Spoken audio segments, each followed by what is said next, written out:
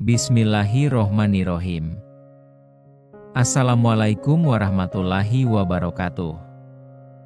Alhamdulillah, hari ini kita masih bersama lagi untuk mendengarkan kisah para nabi. Hari ini kita membahas kisah Nabi Muhammad SAW. Silahkan mendengar. Kisah Nabi Muhammad SAW. Maulid Nabi adalah peringatan hari lahir Nabi Muhammad SAW yang jatuh pada tanggal 12 Rabiul Awal, kalender Islam. Sebagai umat Islam, tentu saja kita wajib mengetahui tentang kisah Nabi Muhammad SAW. Kisah kehidupan beliau bukan hanya untuk dibaca atau didengarkan saja, tetapi dapat dijadikan contoh dalam kehidupan kita sehari-hari.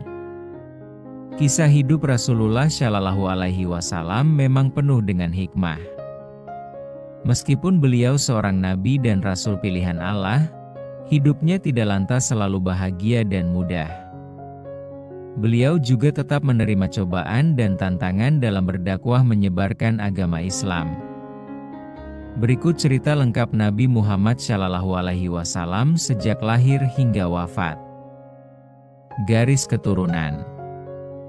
Rasulullah SAW mempunyai nama lengkap Muhammad bin Abdullah bin Abdul Muthalib bin Hashim bin Abdi Manaf bin Qusay bin Kilab bin Murrah bin Ka'ab bin Luay bin Galib bin Fihr bin Malik bin Nadar bin Kinanah bin Huzaimah bin Mudrikah bin Ilyas bin Mudar bin Nizar bin Ma'ad bin Adnan, dan selanjutnya bertemu garis keturunan beliau dengan Nabi Ismail AS.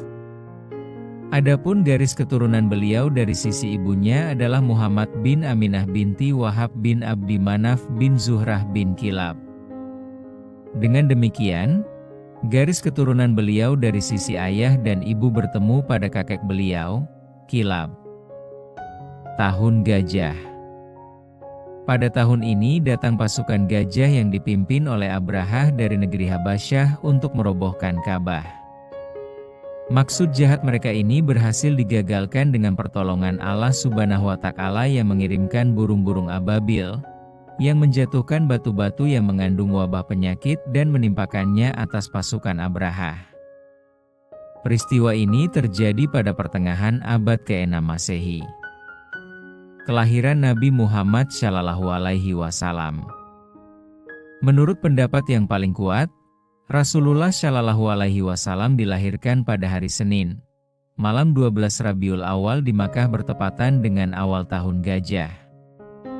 Jarak antara kelahiran Nabi Muhammad SAW dengan kelahiran Nabi Isa AS adalah 571 tahun, antara Nabi Isa AS hingga wafatnya Nabi Musa AS adalah 1716 tahun, antara Nabi Musa AS dan Nabi Ibrahim AS adalah 545 tahun. Antara Nabi Ibrahim AS dan air bah yang terjadi pada masa Nabi Nuh AS adalah 1080 tahun. Antara air bah Nabi Nuh AS dan Nabi Adam AS adalah 2242 tahun. Sehingga jarak antara kelahiran Nabi Muhammad SAW dan Nabi Adam AS adalah 6155 tahun, berdasarkan riwayat yang masyhur dari para ahli sejarah. Nabi Muhammad SAW dibesarkan di Makkah sebagai anak yatim, karena ayahnya Abdullah wafat di Madinah 2 bulan sebelum beliau lahir. Pada waktu itu ayahnya sedang berdagang di Syam dan singgah di Madinah dalam keadaan sakit, hingga wafat di rumah pamannya dari Bani Najjar. Ayahnya tidak meninggalkan apa-apa kecuali 5 ekor unta dan sahaya perempuan. Masa persusuan Nabi Muhammad SAW. Pada waktu itu bangsa Arab mempunyai kebiasaan untuk menitipkan penyusuan anak-anak mereka kepada perempuan lain di dusun dengan harapan agar anak tersebut di kemudian hari mempunyai tubuh yang kuat dan omongan yang fasih. Berdasarkan kebiasaan inilah kakeknya Abdul Muthalib menyerahkan cucunya Muhammad SAW kepada Halimah binti Zu'aib As-Sadiyah, salah seorang perempuan dari Bani Sa'ed, untuk menyusui beliau. Pada saat itu, Bani Sa'ed sedang dilanda paceklik, kemarau panjang melanda daerah tempat tinggal mereka. Tapi ketika Muhammad kecil tiba di kediaman Halimah dan menetap di sana untuk disusui, lambat laun tanah di sekitar kediaman Halimah kembali subur. Ketika Rasulullah Shallallahu Alaihi Wasallam tinggal di kediaman Halimah, sering terjadi hal-hal luar biasa pada diri Nabi Muhammad Shallallahu Alaihi Wasallam, termasuk peristiwa pembedahan dada. Setelah disapih, Nabi Muhammad pun dikembalikan kepada ibundanya Aminah. Saat itu, Rasulullah Shallallahu Alaihi Wasallam baru berusia 5 tahun. Wafatnya ibu Nabi Muhammad Shallallahu Alaihi Wasallam. Pada tahun ke-6 dari umur beliau Shallallahu Alaihi Wasallam, ibunya membawanya pergi ke Madinah untuk menemui paman-pamannya di sana. Namun ketika baru sampai ke desa Abwa, yakni suatu desa yang terletak antara kota Mekah dan Madinah, ibunya, Aminah, meninggal dunia. Maka beliau Shallallahu Alaihi Wasallam diasuh oleh Ummu Aiman di bawah tanggungan kakek beliau Abdul Muthalib, dan ini berlangsung selama 2 tahun. Wafatnya kakek Nabi Muhammad Shallallahu Alaihi Wasallam. Pada tahun ke-8 dari umur beliau, Abdul Muthalib kakek beliau meninggal dunia, maka beliau selanjutnya diasuh oleh paman beliau Abu Talib. Abu Talib ini adalah seorang yang dermawan namun kehidupannya fakir yang tak mencukupi untuk memenuhi kebutuhan keluarganya. Perjalanan pertama Nabi Muhammad Shallallahu Alaihi Wasallam ke Syam. Tatkala Nabi Muhammad Shallallahu Alaihi Wasallam mencapai usia 12 tahun, beliau dibawa berniaga oleh pamannya, Abu Talib, ke negeri Syam, dan ini merupakan perjalanan beliau yang pertama. Para kafilah dagang ini berkumpul di dekat kota Basrah dan di sana bertemu dengan seorang pendeta Yahudi bernama Buhaira, dan ada pula yang mengatakan pendeta Nasrani.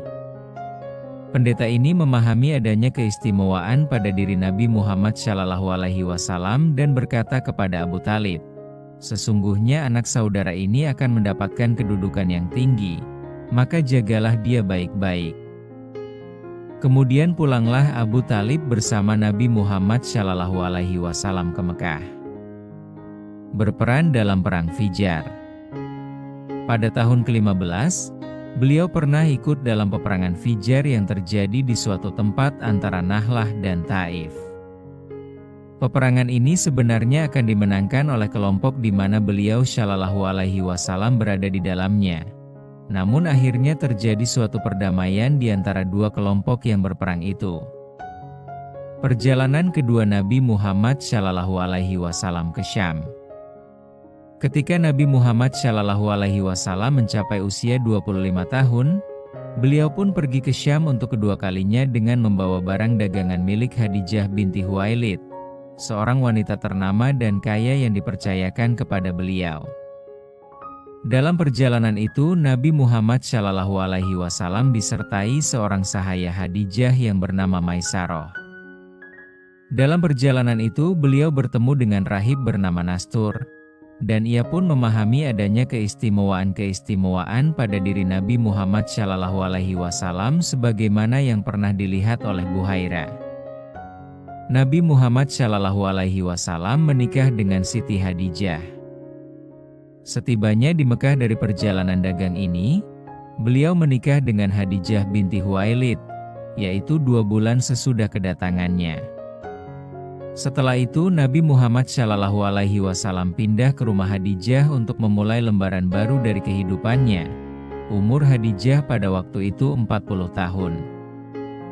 Dari pernikahan itu lahir 3 orang putra, yaitu Al-Qasim, Abdullah dan Taib, yang semuanya meninggal di waktu kecil, serta 4 orang putri, yaitu Zainab, Ruqayyah, Ummu Kultsum dan Fatimah. Keempat putri itu hidup sampai mereka besar. Yang tertua dari mereka menikah dengan Abil Asy ibnu Rabi bin Abdus Syam. Ruqayyah menikah dengan Utbah bin Abi Lahab, sedang Ummu Kultsum menikah dengan Utaibah bin Abi Lahab. Ruqayyah dan Ummu Kultsum kemudian menikah lagi dengan Utsman bin Affan. Adapun yang termuda yaitu Fatimah Az-Zahra menikah dengan Ali bin Abi Thalib. Partisipasi Nabi Muhammad Shallallahu Alaihi Wasallam dalam perbaikan Ka'bah. Ka'bah adalah bangunan pertama yang didirikan atas nama Allah Subhanahu wa Ta'ala untuk beribadah dan mentauhidkannya. Bangunan ini didirikan oleh Abul Anbiya, Nabi Ibrahim AS setelah berhasil menghancurkan berhala-berhala yang disembah kaumnya sekaligus kuil tempat pemujaannya. Setelah masa Nabi Ibrahim AS, Ka'bah beberapa kali dilanda bencana yang melemahkan dinding dan fondasinya. Banjir besar menggoyahkan bangunan Ka'bah beberapa tahun sebelum nubuah. Nabi Muhammad SAW ikut aktif dalam perbaikan Ka'bah. Beliau ikut memanggul batu di atas pundaknya dengan beralaskan sehelai kain. Menurut pendapat yang sahih, peristiwa itu terjadi ketika Nabi Muhammad SAW menginjak usia 35 tahun. Nabi Muhammad SAW juga memainkan peranan penting dalam memecahkan masalah pelik yang menyebabkan semua kabilah bertengkar sengit. Tak kunjung ada keputusan siapa yang paling berhak untuk mendapatkan kehormatan mengembalikan Hajar Aswad di tempat semula. Nabi Muhammad SAW berhasil memecahkan masalah itu dengan sangat brilian.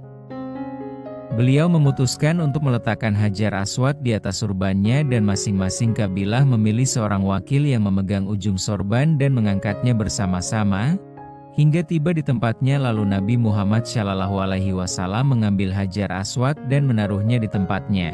Maka bereslah persoalannya. Pengangkatan Muhammad SAW sebagai Nabi dan Rasul. Pada tahun ke-40, Allah Subhanahu wa Ta'ala memuliakan beliau SAW dengan ditetapkannya sebagai Nabi dan Rasul dengan turunnya malaikat Jibril kepadanya, di mana sebelumnya beliau menyendiri beruslah dan beribadah dengan memilih tempat di Gua Hira di sebelah atas Jabal Nur. Dan pertama kali yang beliau rasakan dan diperlihatkan kepada beliau adalah adanya mimpi yang benar. Turunnya wahyu pertama. Ketika Nabi Muhammad SAW menyendiri di Gua Hira, turunlah wahyu pertama dibawa oleh Jibril yang merupakan wahyu dari Allah Subhanahu wa Ta'ala. Ialah firman Allah yang berbunyi, Iqra' bismi rabbikal ladzi khalaq. Khalaqal insana min 'alaq. Iqra' wa rabbukal akram. Alladzi 'allama bil qalam. 'Allamal insana ma lam ya'lam.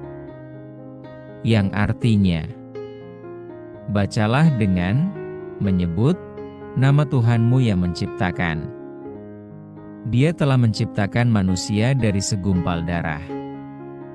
Bacalah, dan Tuhanmulah yang Maha Pemurah, yang mengajar manusia dengan perantaraan kalam.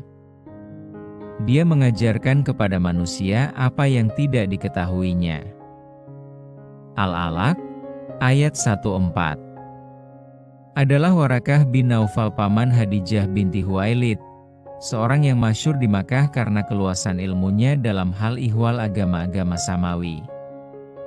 Tatkala Jibril turun membawa wahyu kepada Nabi Muhammad SAW, Khadijah pergi menemuinya dan memberitahukan kepadanya tentang peristiwa tersebut.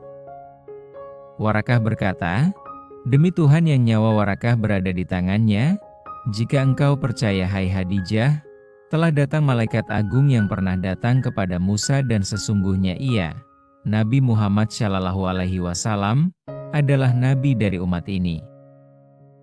Dakwah secara rahasia. Dan di antara orang yang pertama kali beriman dari kalangan laki-laki adalah Abu Bakar bin Quhafah, dan dari kalangan wanita adalah istri beliau, Khadijah, dan dari kalangan anak-anak adalah Ali bin Abi Thalib, di mana Ali belum pernah melakukan sujud sama sekali terhadap suatu patung, sehingga dengan demikian kepada beliau diberi tambahan, sesudah menyebut namanya, dengan sebutan, Karomallahu wajah, Allah telah memuliakan pribadinya. Perintah dakwah secara terang-terangan. Kemudian Allah Subhanahu wa Ta'ala memerintahkan kepada beliau untuk melakukan dakwah secara terang-terangan dengan firman-Nya, yang artinya, maka sampaikanlah olehmu secara terang-terangan segala apa yang diperintahkan kepadamu, dan berpalinglah dari orang-orang yang musyrik.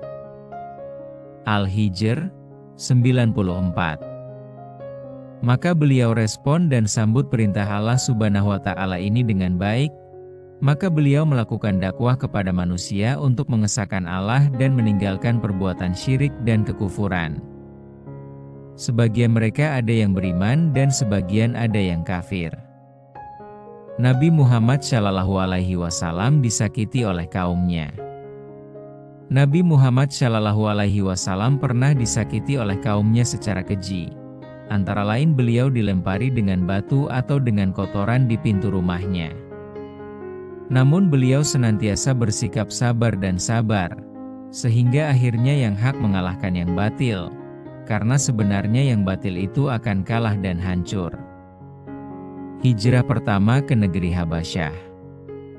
Pada tahun ini, Nabi Muhammad SAW memerintahkan kepada para sahabatnya untuk berhijrah ke negeri Habasyah, Ethiopia, setelah mengetahui bahwa kaum Quraisy selalu melakukan tindakan-tindakan yang menyakitkan kepada mereka, padahal tidak ada kaum kerabat yang akan menolong dan menghalang-halangi tindakan kaum Quraisy tersebut.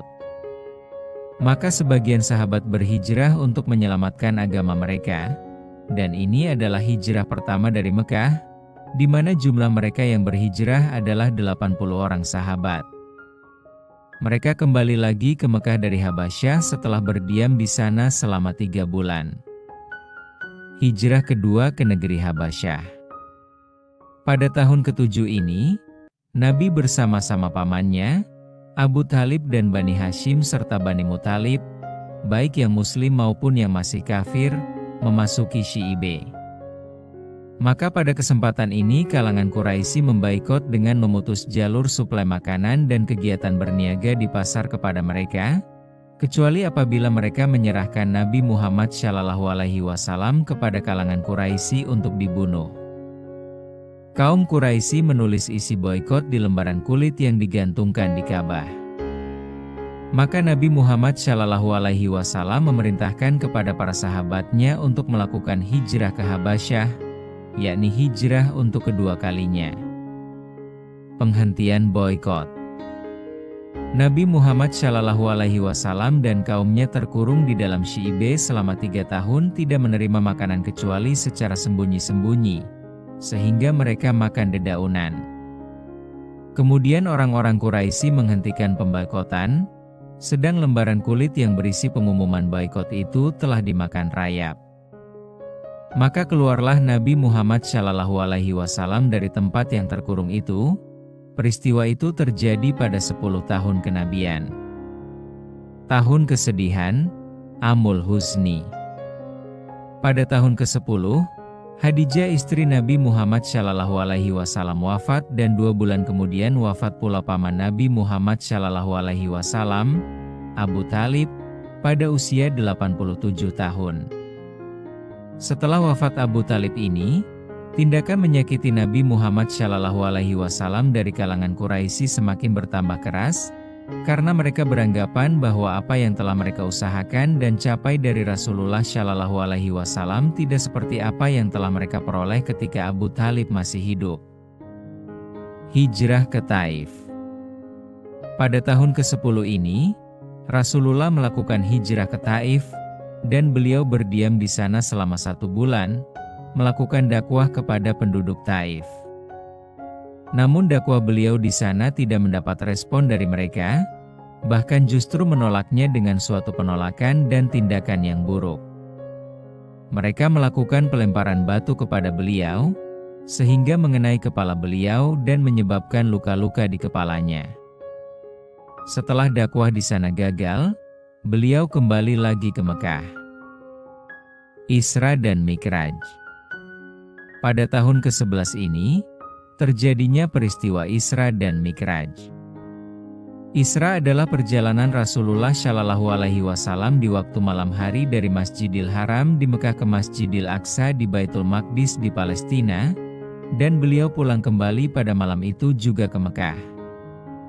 Al-Quran telah menjelaskan peristiwa ini dengan firman Allah Subhanahu wa Ta'ala, yang artinya, Maha suci Allah yang telah memperjalankan hamba-Nya pada suatu malam dari Masjidil Haram ke Masjidil Aqsa yang telah kami berkahi sekelilingnya, agar kami perlihatkan kepadanya sebagian dari tanda-tanda kebesaran kami.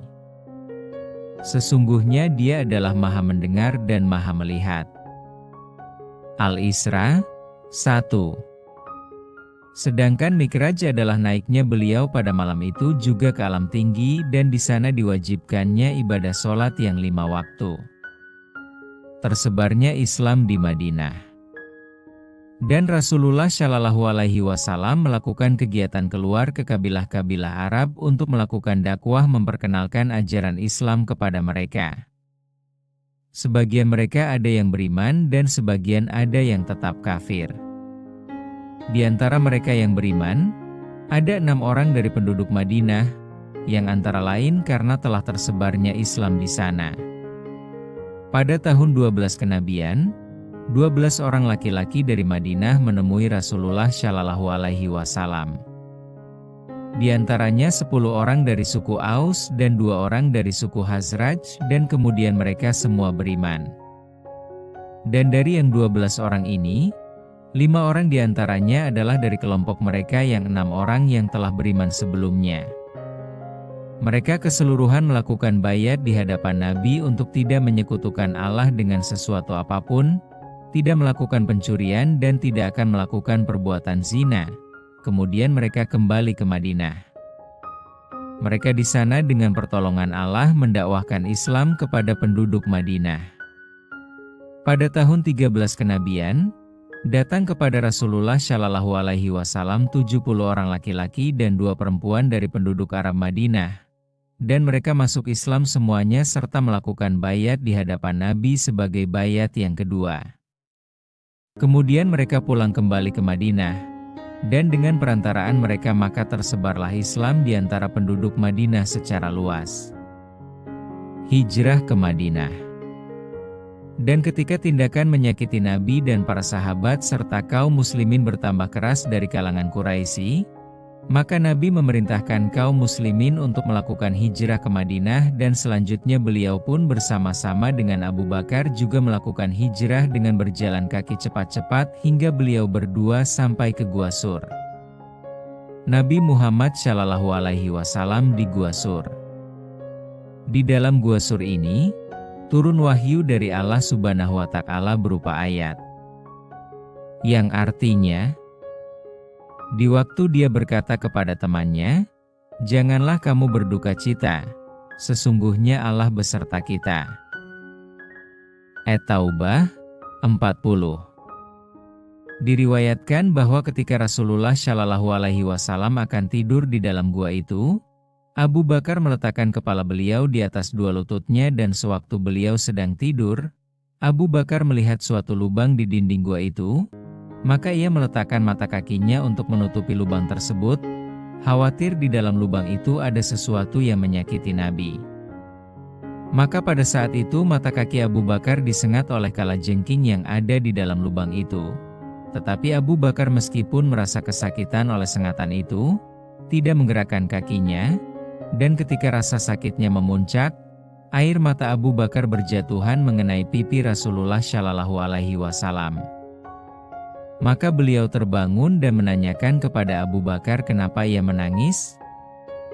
Ia menjawab bahwa ia disengat kalajengking di kakinya, maka beliau mengusap dengan tangan beliau di tempat yang sakit itu. Dan seketika rasa sakit itu hilang dengan pertolongan Allah Subhanahu wa Ta'ala. Masjid pertama Quba. Setelah 3 malam beliau dan Abu Bakar berdiam di Gua Sur, seorang petunjuk jalan datang menemui beliau berdua dengan membawa 2 ekor unta tunggangan. Maka kemudian mereka bertiga pergi berjalan menuju kota Madinah. Mereka tiba di kota Quba pada hari Senin tanggal 12 Rabiul Awal. Itulah tanggal hijrahnya Rasulullah Shallallahu Alaihi Wasallam ke Madinah, yang kelak dijadikan awal penanggalan Islam yang dimulai dari bulan Muharram, yaitu awal tahun Hijriah yang disandarkan kepada hijrah beliau ke Madinah. Di kota Quba ini, Rasulullah Shallallahu Alaihi Wasallam mendirikan sebuah masjid yang oleh Allah Subhanahu Wa Taala diberikan sifat sebagai masjid yang dibangun atas dasar takwa kepada Allah dari semenjak pertama hari dibangunnya. Di dalamnya terdapat orang-orang yang cinta untuk bersuci, dan Rasulullah Shallallahu Alaihi Wasallam melakukan sholat di dalam masjid ini bersama-sama 40 orang sahabatnya. Keluar menuju kota Madinah.